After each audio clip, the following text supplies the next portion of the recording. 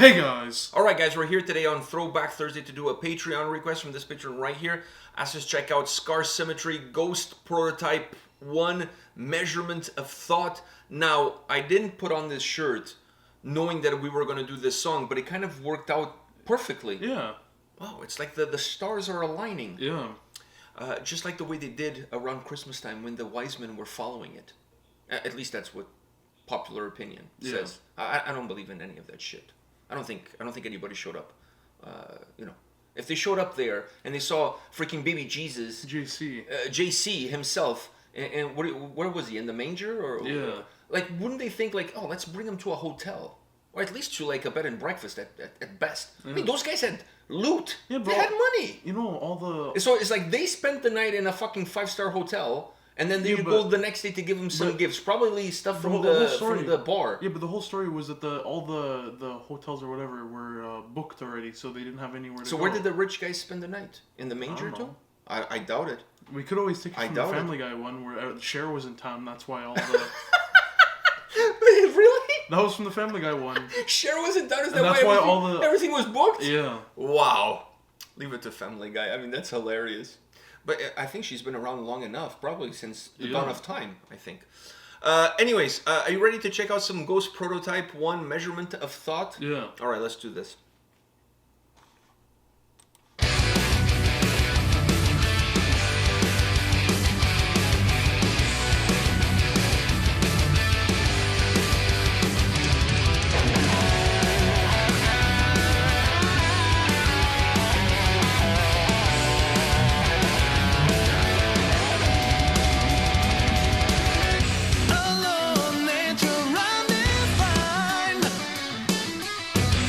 So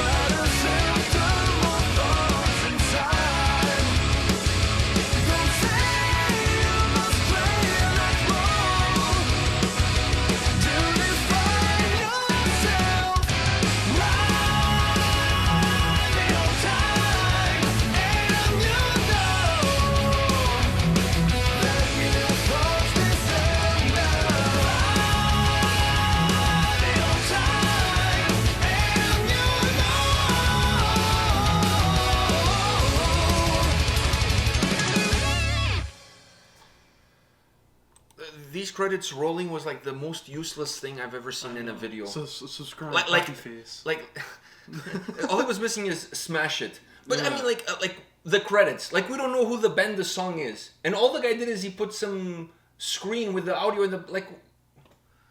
I mean, our videos are pretty useless, but this guy is claiming like a bigger lump of uselessness. Subscribe, smiley face. Maybe we should do that at the end of this video. I know we should do that at the end of this video. We'll do a blue screen and then the credits. With the credits, yeah, with the credits. Song and then, used in Scar Symmetry. yeah, all of that shit. Like we can just use his credits Do you want to add to the uselessness Do you wanna do of that? the whole thing. No, let's move on. All right, That'd be funny though.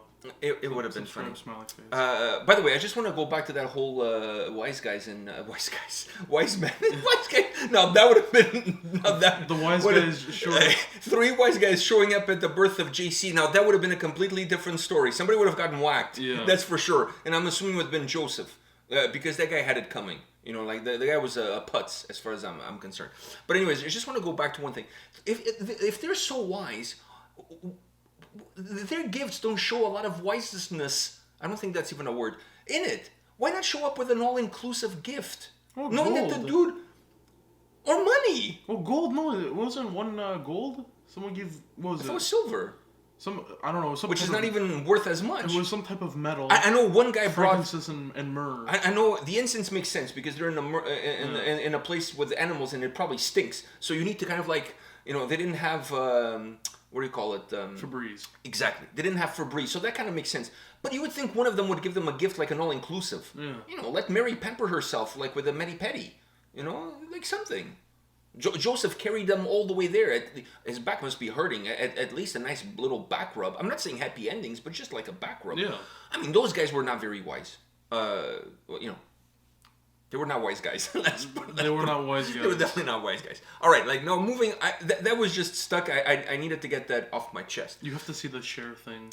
Now I have to go back and see that. But Because they end up going to see Cher after. okay, can we move on from Yeah. that? Because otherwise my brain is not going to wrap itself around the song. It's Okay. going to keep going towards that. Now, going into this song, Scar Symmetry, I mean, it's not the first time we checked them out on the channel. It's been a year, though. It's been a year since we've done one of their songs, but I think this is the 5th track from Scar Symmetry that we check on the channel. If there's one thing I can say after listening to 5 songs of this band on the channel, is that these guys are super consistent with the quality of their tracks. But the song, I thought was really interesting because when the song starts, I'm loving the melody, and the song has such a nice tempo to it. It's moving like, it's not heavy, but it's moving well. It's moving well, yeah. And I love the vocals. The melody of the vocals are like almost like rays of sunlight. They're penetrating through the track, and you're listening to them, and then some backing vocals on top of it to create a little bit, Beautiful, yeah. create a little bit more volume. And I'm like, I'm completely fine if this is how this song is going to go all the way through, because I was really, really enjoying the quality of the vocals. Like, really, like, I mean, sometimes you hear people singing and you're like, oh, this guy can sing. No, this guy can sing. So I was really enjoying that. And then suddenly we get that, and I'm like, what just happened here? And then they unleashed the Kraken. Yeah. Holy shit, the song went like heavy. It went completely opposite of what the song was going through at the time. Exactly. It was both musically and vocally. Yeah. Because then with the vocals you get the harsh vocals. Musically the song becomes heavier. And then you get hit with like 2 minutes of guitar solo. I thought I was listening to a Joe Satriani song. It was absolutely glorious. The guitar playing after that, like going into the solo and everything, is just outstanding. Yeah. It got even better from what it was already at. And it felt like it felt like it got progressively better as well. Like, like I'm playing a solo. It's like, okay, I can do a little bit better than this, and I can do a little bit better than that. Like, exactly. It just keep moving along. That's why the solo was so long, because they the whole time it was just trying to one up each other on the solo. The solo had a sense of like one-upping going up. Exactly. It felt like it was going up a ladder. Yeah. It's like, okay, I'm on step 3, but I know I can go into step 4. Now that I'm on step 4, I think I can move it to step 5. Now I'm on 5, I want to go to... It just kept upping itself and kept getting better and bigger and better and longer and bigger and better, almost to the point that during that stretch, I was like, man, I could listen... I'm not a huge fan, as you know, of instrumental tracks, but I could listen to that because that guitar playing Wasn't you said it the other day that the music speaks for itself? Like you don't need the lyric. That song during that stretch of time kind of speaks for itself. I don't think you needed anything there. But I like the change that brought in vocally, musically. The song changed, and then the solo as it starts to go towards the end of it, the song goes back into how it was at the beginning. Yeah.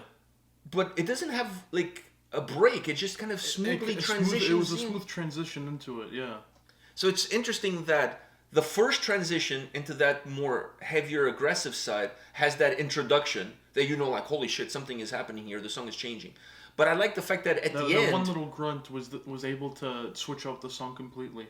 Exactly. Isn't that interesting? That's like just one grunt changed the dynamic of the song, but it didn't feel like it was broken. It felt like it came at the right time. Yeah. It came at the right time. And then the interesting part for me is the transition from the guitar solo back to how the song started, because it's also very smooth. It kind of gradually moves in there. Next thing you know, you're listening to the same melody and the same structure of a track as you did at the beginning of the track, almost without even noticing that you got there. Because I think you're so involved in how the guitar solo sounds like that you kind of forget that the song is still moving along. Exactly, and you kind of just play yourself into the melody after. Yeah. And then you go back to the clean vocals. Yeah. Really interesting song. What are your thoughts?